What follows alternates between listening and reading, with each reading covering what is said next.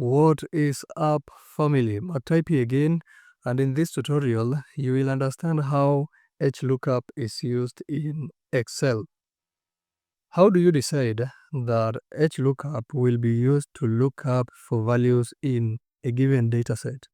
Just look at the arrangement of your data values. In this case, employee ID, name, department, salary. Joining here, data values have been arranged horizontally in terms of rows. In that case, HLOOKUP makes sense.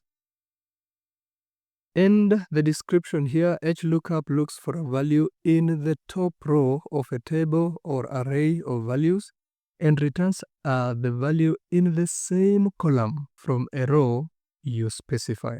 Suppose we want to look up for the name of an employee based on their ID. HLOOKUP takes up 4 parameters: lookup value, table array, row index number, and range lookup. In this case, lookup value is employee ID. Suppose we choose that one. The table array give the entire range of the table.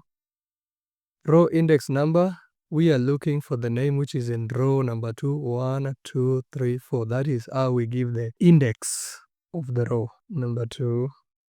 And then range lookup, you can either choose true for approximate match or false for exact match, and I recommend you take exact match. And there you have it. Suppose we want to check for her salary. So the only thing we are going to change is the row index number, and the salary is in row number 4. Alright, there you have it.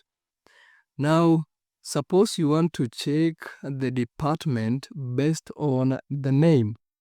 Let's try and see. Do you think it will work? Do you think it will work? The lookup value is the name, which is, for example, it is Alice. Okay. Now the table array and the row index number, we want to return the department, which is in row number 3. And then false for exact match. It returns a not available error. Value not available error. Why?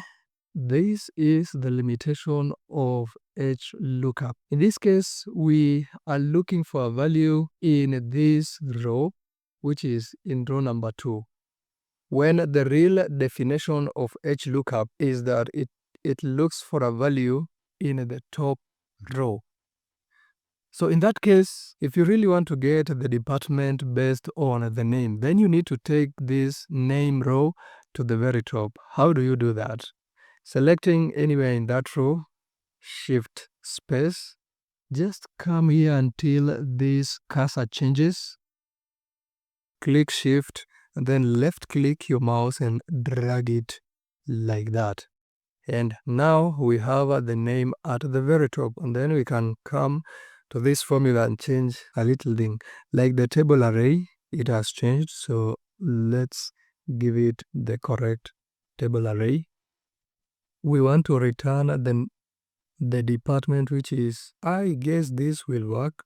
Now you get it. If you want a more dynamic function that will not have such a limitation, ensure to click this video, because XLOOKUP is that dynamic guy that will not have that limitation. Thank you for watching this video. If you're not part of the family, again, subscribe, and I will see you in the next video.